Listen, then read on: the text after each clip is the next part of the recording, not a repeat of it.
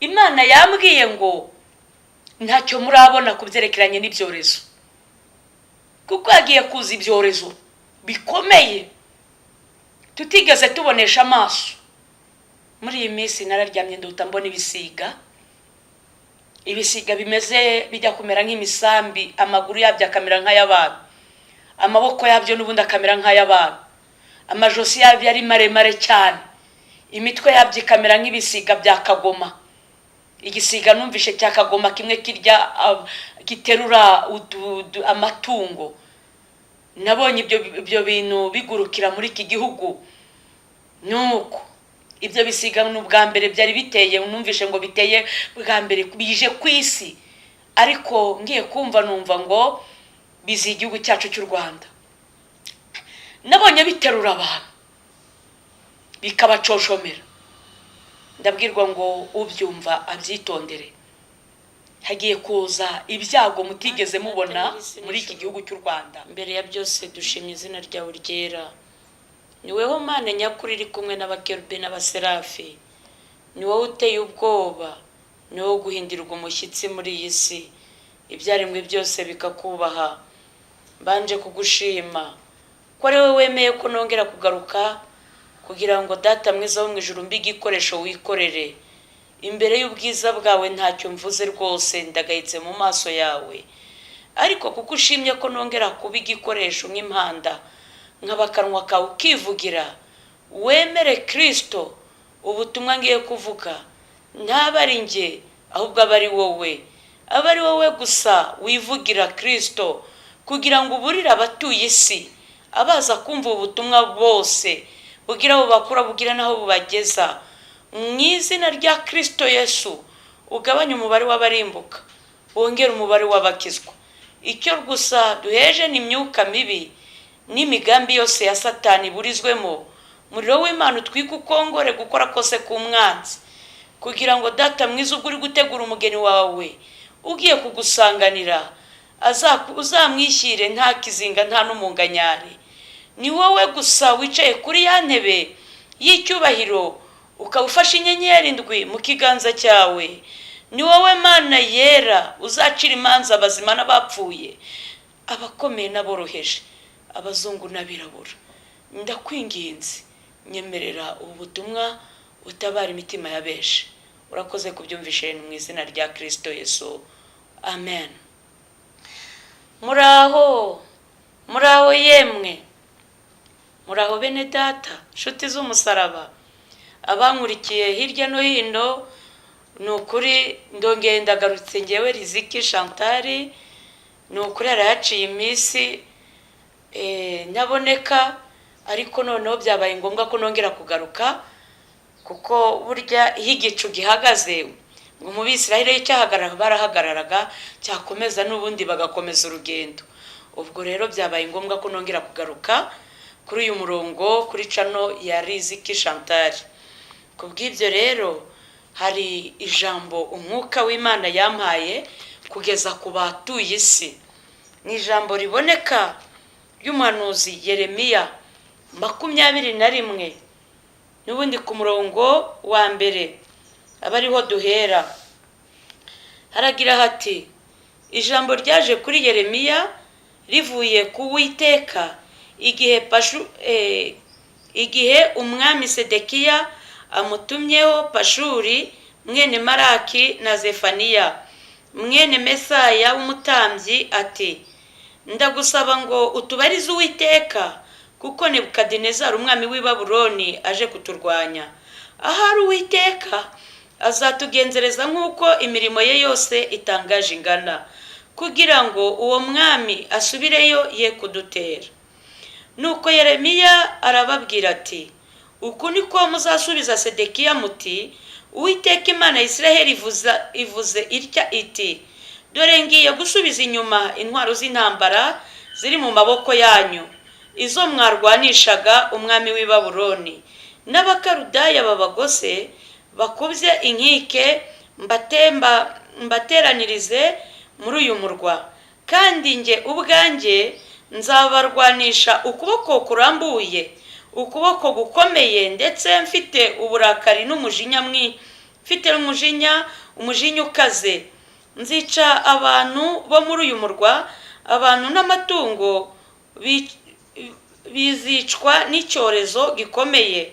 Kandi hanyuma y'ibyo niko Uwiteka avuga, Sedekiya umwami w'Abayuda n'abagaragu be na rubanda ndetse n'abasigaye muri uyu murwa bose barokotse icyo cyorezo n'inkota n'inzara, nzabagabiza Nebukadinezari umwami w'i Babuloni n'ababisha babo n'abahiga ubugingo bwabo, kandi bazica inkota. Ntazabareka cyangwa abagirire ibambe, habe no kubagirira imbabazi. Kandi ubu bwoko uzabubwira uti, uku ni ko Uwiteka avuga ngo, dore shyize imbere yanyu inzira y'ubugingo n'inzira y'urupfu, ngo mwihitiremo. Uzaguma muri uyu murwa azicishwa inkota n'inzara n'icyorezo, ariko uzasohoka akayoboka Abakaludaya babagose niwe uzabaho, kandi ubugingo bwe nibwo azatabarura. Kuko mpoza amaso kuri uyu murwa kugira ngo nkugirire nabi, sinawugirira neza. Uzagabizwa umwami w'i Babuloni, nawe azawutwika, niko Uwiteka avuga. Amen. Bibaye ngombwa ko nongera kugaruka, kuko Imana yashimye yuko nongera kuvuga, impereza ubu butumwa ngo mbugeze ku batuye isi. Nuko rero bene data nshuti z'umusaraba, ahangaha ngo umwami Sedekiya atumyeho Pashuri mwene Mesaya, ngo na Zefaniya mwene Mesaya w'umutambyi, batuma kuri Yeremiya ngo amubarize Uwiteka icyo Imana yaba iri kuvuga muri iki gihe tugezemo. Imana iravuga iki? Nuko yaragiye guhanuza kwa Yeremiya, nta nubwo ari no kwa Yesaya. Byibuze ngo hazemo inyoroshyo, bwa buhanuzi buryoshye bw'ibi bihe bwo guhanurirwa ibitangaza, ibintu byiza. Oya, yaragiye kwa Yeremiya. Noneho rero Yeremiya aravuga ngo mutubarize Uwiteka. Aharaho Uwiteka yatugenzereza nk'uko ubuntu bwe bwose butangaje bungana. Sedekiya nta mirimo yari afite ngo avuge ngo ahari Uwiteka yakwibuka imirimo twakoze. Turi mu gihe abantu badafite imirimo ibyo bibutsa Imana, kandi mwabwiriwe kenshi gushaka ingingo ibarengera, ariko abantu mwaribagiwe. Mwibuka ijambo ryo mu Gutegeka kwa 2:8 duhereye ku murongo wa 14, aho naho haravuga ngo, uramenye ntuzibagirwe Uwiteka Imana yawe yagukuye mu gihugu cya Egiputa, mu nzu y'uburetwa, gutyo muri bwa butayu bukomeye, ikagukura amazi mu gitare kirushaho gukomera, ikakugaburira amanu ba sogokuruza bawe batigeze kumenya. Uramenye ntuzibagirwe. Impamvu Imana itubuza kwibagirwa, ibigira ngo twibuke aho twavuye, tubashe gukora ibyiza, twe gukora ibibi. Ariko turi mu gihe abantu bibagiwe Imana. Ni ukuri, mwibuke imihigo mwari mwarahize. Bamwe muri mu kaga, imipango ibamereye nabi, impiri, amasasu, mwibuke 94 amaraso yamenetse. Mwibuke abantu mutatana, bamwe bajya mu myobo n'ahandi, mubyibuke. None ka bamwe bapfuye babarusha ubwiza n'imirimo myiza, bakabarusha gutona kuwiteka. Imana ikemera ko bapfa, ugasigara uri na mubi, ndetse uri umunyabyaha, warahize imihigo, uracyabyibuka. None ubwo akaga kaje, tugiye kubwira Imana ngo aharaho Uwiteka aratugenzereza nguko imirimo ye yose itangaje ingana, kuko nta mirimo dufite, nta rwibutso dufite mu maso y'Imana. Abeshi twihugiyeho, turarundarunda ibyo tugiye gusiga, amayetaje, amamodoka agenda, turukurundarunda iby'akanya gatoya. Uretse ko abantu tugira amaso ntitubone, ariko twarize Abanyarwanda, twarize Abarundi, mwarize, yemwe Abanyafurika mwarize. Ngira ngo n'iyi saha abo muri Amerika murakiga, muracyari kubona byinshi ko iby'isi bitagira nyirabyo. Nuko nikomereze.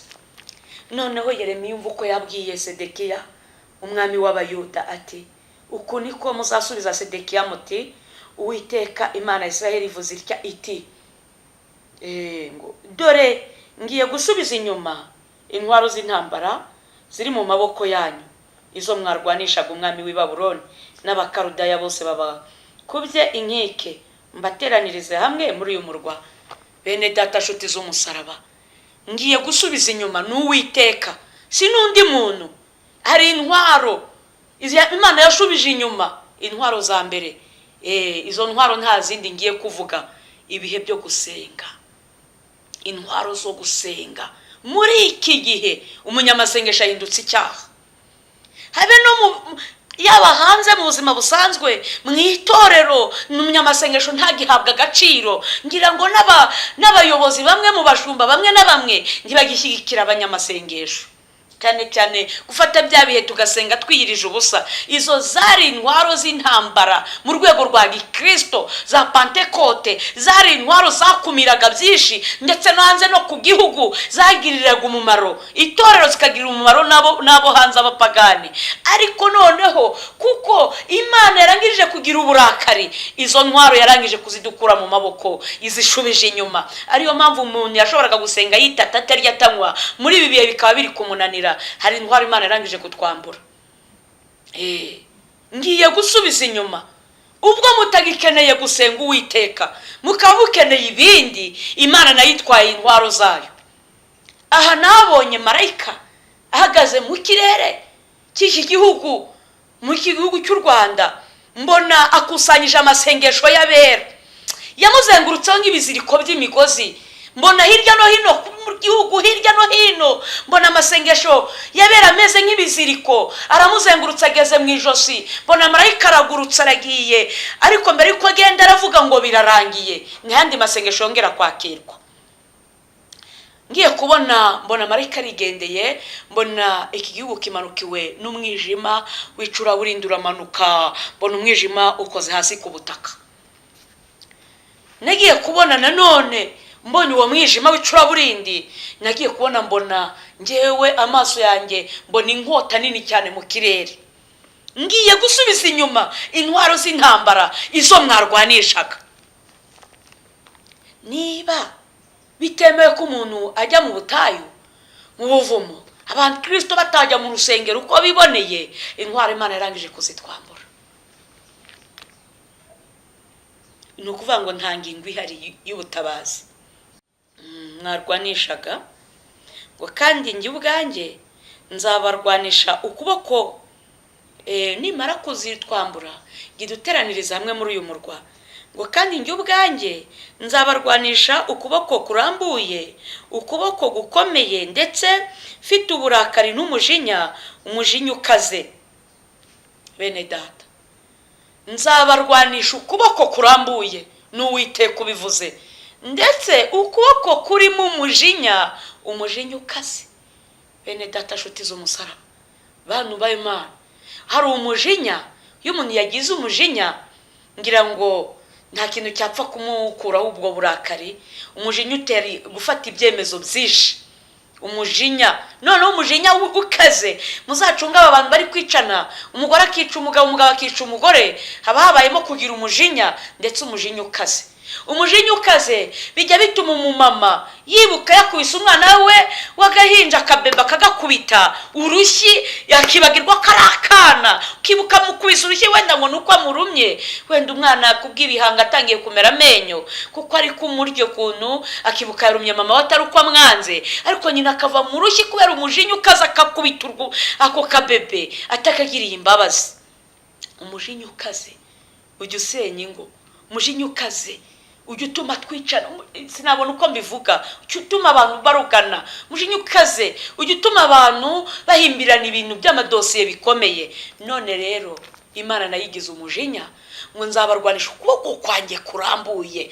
Bene data, niba ari muri uyu murwa tubare kwihagaze, wenda ndatanga ingero zahondi, ni urugero. Niba ihagaze Igisenyi cyangwa igahagarara i Kigali, ikabona umutinganyi Butare, ngo nuko iri kurwanira i Kigali, uwo mutinganyi n'ukuboko kurambuye iragusingira. nta satima zirimo. Nibona umucuraguzi ikabona umurozi Kibungo ikamubona mu Mutara, dore barwanishije mu Bugesera. Yaba bapfumu harimo abarangije kuvuga ngo ni ibyamamare mu bupfumu, dore Imana ibarwanishije umujinya ukaze. Waba uri pasiteri, waba uri padiri cyangwa musenyeri, uri we wese ikagusanga mu busambanyi, dore ko harimo n'abantu bitwa ngo bihaye Imana usanga babitsa amakarito y'amapuridanse. Ibyo byose nibona ikarita iwawe ya puridanse ije kukurwanisha ukuboko kurambuye kurimo umujinya ukaze, namwe mwibaze niba Uwiteka yagize umujinya ukaze uko biri buze kugenda.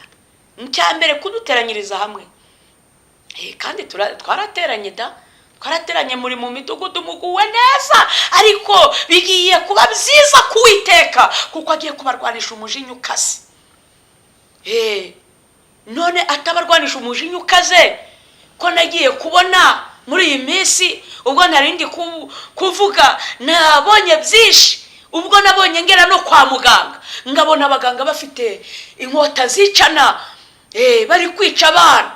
Umuntu uje gukuramo inda muri guhitamo umufangurizanya vuba vuba. Nagiye kubona mbona amatuwarete yuzuyemo abana bari kuririramo. Uretse ako ngako ndaza kubabwira ubwo butumwa kuko nari cyo nabihaweho. Nagiye kubona ngabona abagore uje kubyara, kuko atemeye wenda ko mumuringaniriza, uwo bakamureka ati nushaka upfe, ariko uje gukuramo inda yo muramwakirana urugwiro. Nabonye abaganga bafite inkota zicana. Ibi bitumye Imana ica no mu bitaro kwa muganga. Yemwe ba dogiteri, Imana iraje ndetse irwanishije ukuboko kurambuye kurimo umujinya ukaze.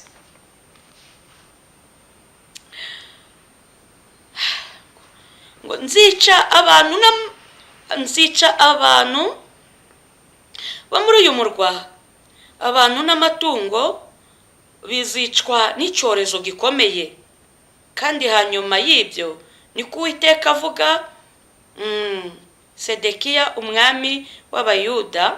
Ariko reka mbagaza aha, nzica abantu ndetse n'amatungo. Bene data, abantu ko Imana igiye kwica abantu, tubare ko aribo bari gukora ibyaha nk'ibyo gusambanya amatungo, abantu bari gukora ibyaha byo kwicana no kugambanirana, abantu bari gukora ibyaha byo kwiba imitungo itari iyabo, kuburana imanza z'amahugu, abacamanza bakabasha kuriganya, bagaca imanza bakarenganya imfubyi n'abapfakazi, bakarenganya batagira shinge na rugero. Yemwe we, Imana kwigiye kwica icyitwa umuntu kubera ibyaha, none amatungo yakoze ikihe cyaha? Ahangaho hatekerezeho, amatungo azize iki? Turi muri uyu mwanya, turi mu bihe muri kubona ko hateye indwara mu matungo, ibyorezo, uburenge, inkoko zirarwara, ihene zirarwara. Ahangaha nzica abantu n'amatungo.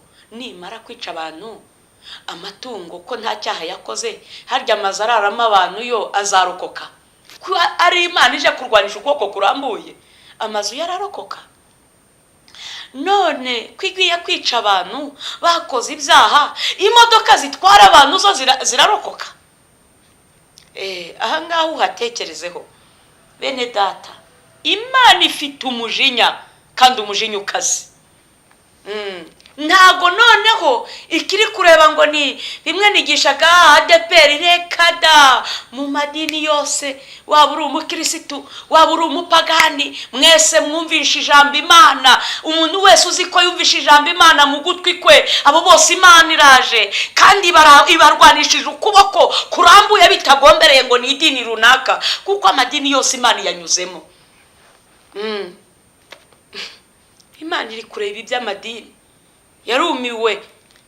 Byabaye wagira ngo ni ibibuga byaho basoreshereza, nta kwita ku mukumbi w'Uwiteka. Wagira ngo ni mu ndiri y'ibisira, niho ibyaha biri kubarizwa. Ngiye kwica abantu n'amatungo.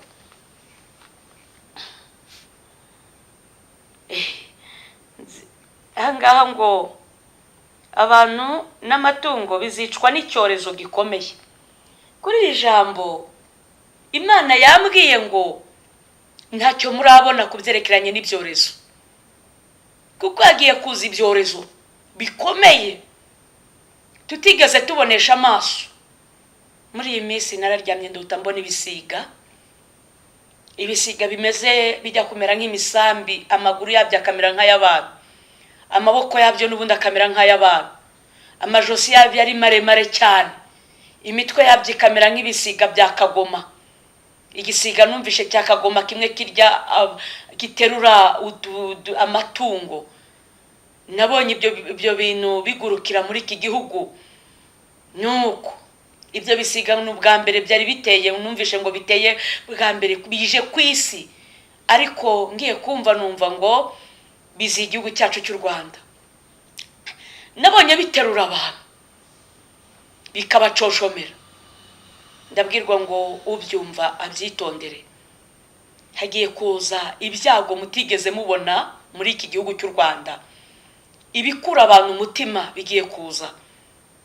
Ni ukuri, ari igihe twigishaga bamwe bakavuga ngo ni iterabwoba, ariko ni ukuri hagiye kuza noneho ibyo mubona ko nta muntu ubigizemo uruhare, ari Uwiteka wiyiziye, ibyo mutigeze mubonesha amaso. Ndabwirwa ngo umumarayika murimbuzi atambutse mu gihugu cy'u Rwanda. Nuko ngiye kubona, nabonye hapfa umubare w'abantu benshi kubw'ibyorezo ntigeze mbona. Abantu barwaye, n'abaganga ubwabo bararwara, n'abaganga ubwabo bafatwa n'ibyorezo, kuko Imana ibafitiye uburakari n'umujinya w'inkazi, kuko n'imikorere ya kiganga Imana yarakaje Imana, aho abaganga basiga abarwayi bakibera mu biganiro, abandi bakajya mu bizira no gusambana. Imana yicuje icyatumye mwiga mukamenya ubwenge, bamwe bakaba barabuze akazi, ikabagira ngo muzagire umumaro mu gihe gisa nk'iki, ariko mukamubaye imburamumaro. Tureke no gusenga Imana, n'ubu muntu wabubura koko. Umurwayi akaza agataha atavuwe, umuntu mukamuha randevu agasubirayo, agahabwa randevu akarinda ava mu mwuka atarigeze abona na muganga ahari, kubera abakire bari kuza bagatanga amafaranga. Ariko umutindi ntavurwe, utagira shinge na rugero ntabona imiti, umubyeyi yabyara ntagire mu kutwita kwe, mu kubyara ntabona umwitaho. Imana irambwira ngo iciye mu bigo by'amavuriro, iraje, mugiye kubona abaganga, mugiye gusurwa n'Imana. Nzica abantu komeze ngo kandi hanyuma y'ibyo niko Uwiteka avuga, Sedekiya umwami w'Ubuyuda n'abagaragu be na rubanda ndetse n'abasigaye muri uyu murwa bose barokotse icyo cyorezo n'inkota n'inzara, nzabagabiza Nebukadinezari umwami w'i Babuloni n'ababisha babo n'abahiga ubugingo bwabo, kandi bazicishwa inkota. Ntazabareka cyangwa ngo abagirire ibambe, habe no kubagirira imbabazi. Bene data, ngo abarokotse icyorezo, inzara, inkota, bagabijwe umwami w'i Babuloni. Imana iraje, Imana iraje, Imana iraje we, Imana iraje. Imana izanye icyorezo n'inzara n'inkota. Hagiye kuba ibintu bitigeze biboneka muri iki gihugu. Yarambwiye ngo ubwo yansuraga, irambwira ngo ibigiye kubaho bizandikishwa ikaramu y'icyuma, ngo ku buryo abana bazajya babyiga mu mashuri, bizigishwa mu mateka y'isi.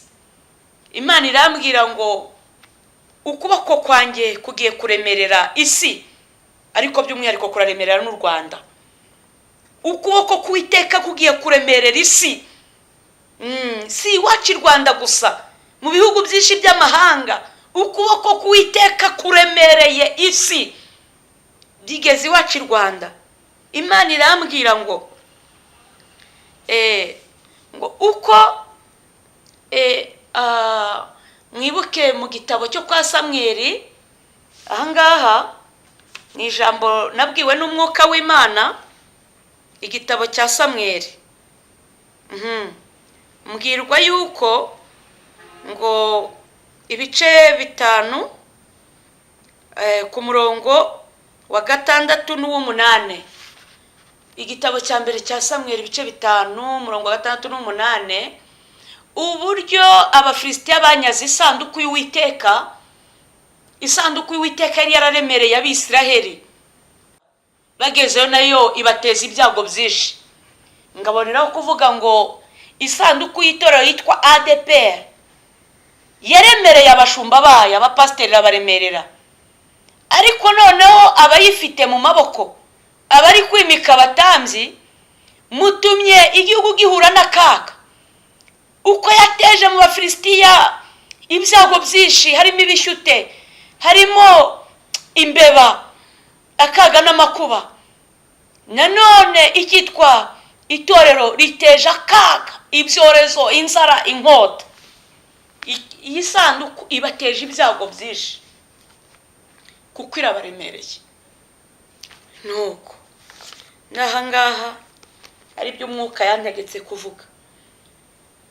Nuko turakomeje, kandi nanone ku murongo wa 8 ngo kandi ubu bwoko uzabubwira uti uku ni Uwiteka avuga ngo dore shyize imbere yanyu inzira y'ubugingo n'inzira y'urupfu, ngo mwihitiremo. Uzaguma muri uyu murwa azicishwa inkota n'inzara n'icyorezo, ariko uzasohoka akayoboka abakarudaya babagose niwe uzabaho, kandi ubugingo bwe nibwo uzatabarura. Kuko muze amaso kuri uyu murwa kugira ngo mugirire nabi, sinawugirira neza, uzagabizwa umwami w'i Babuloni, nawe azawutwika, ni Uwiteka avuga. Amen. Ariko nahangaha nabonera kuvugiramo icyo nabonye. Nanone nabonye Imana yaringiye, nta kwitagiza ica mu bahanuzi batandukanye n'abigisha, ibwira abagore n'abakobwa ngo bambare bikwize. Turanga igitsina gore tunanira Imana, duhitamo kwambara ubusa. Imana yanyeretse abagore, mbabwirwe ngo nongere subire muri ubu butumwa nigeze kubuvuga, k'abagore Imana igiye kubohereza umuyaga w'agashyururu. Umuntu wese wiyambika ubusa ko muhereje umuyaga w'agashyururu, Imana ije kubanurira. Nabonye abagore bafatwa ku ngufu n'abakobwa, mugasambanyirizwa ku mihanda. Natakiye Uwiteka agira ibintu akuraho, arambwira ngo uyu murwa ntiyawubabarira, agambiriye kuwugirira nabi. Bere data, nshuti z'umusaraba, Imana yera yo mu ijuru yarababuriye, mwanga kumva, ariko akaga karabaziye. Bagore mwanze kumvira Imana, yemwe bakobwa, yemwe abirirwa mukuramo n'inda, abana buzuye mu matuwarete bari kutakiramo. Dore Uwiteka bakuyeho ukuboko kwe, kuko yagambiriye kubagirira nabi bifatika.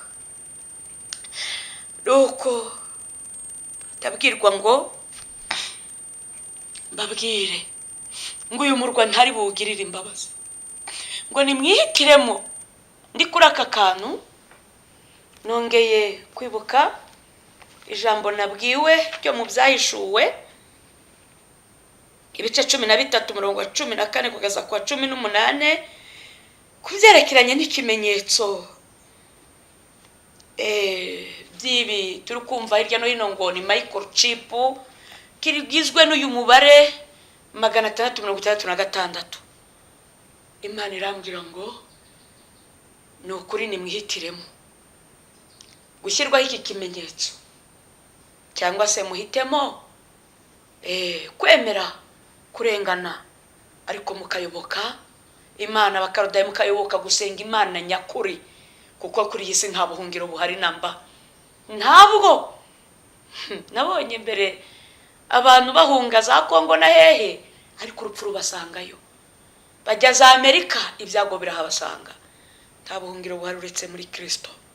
aho ngaho bari gusanga rimwe na rimwe dusenga bakatwita abasazi tukaba twabizira.